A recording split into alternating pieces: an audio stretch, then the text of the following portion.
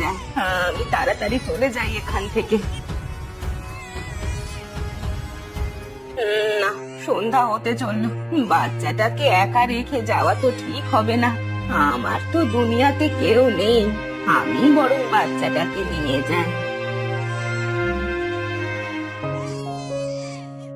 ও মা, বাচ্চাটা কত সুন্দর, চেহারা দিয়ে মনে হচ্ছে সূর্যের আলো বের হচ্ছে।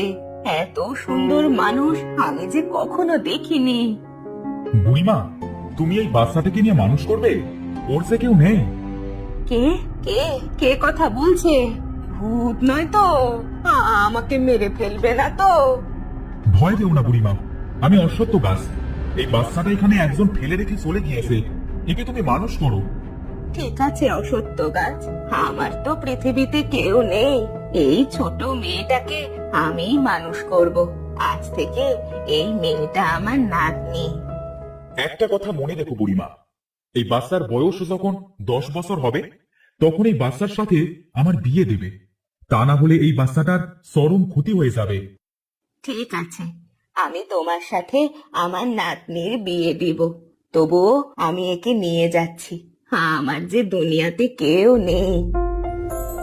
বুড়িমা, এই পালকটা তুমি নিয়ে যাও। এই পালকের কাছে তুমি প্রতিদিন একটা করে মোমো চাইবে। একটার বেশি 2টা দেবে না কিন্তু। তোমাকে আর কখনো ভিক্ষা করতে হবে না। তোমার কাছে আমি চিরকৃতজ্ঞ হয়ে রইলাম অসত্য গাছ। আজ আমি আসি তাহলে।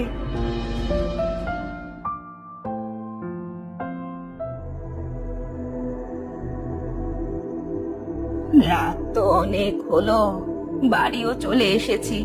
বাচ্চাটা তো ঘুমোচ্ছে মনে হচ্ছে। যাই, ঘরে গিয়ে বাচ্চাটাকে শুইয়ে দিই।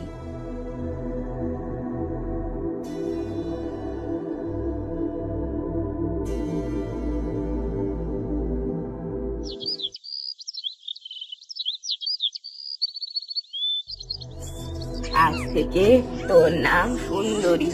যাই, পালকটার কাছে একটা মোহর চেয়ে নি, সেটা দিয়ে তোর জন্য দুধ কিনে আনবো।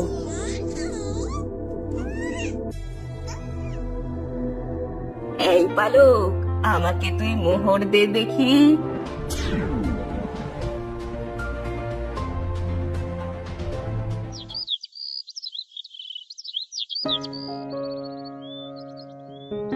সুন্দরী, তোর জন্য দুধ এনেছি।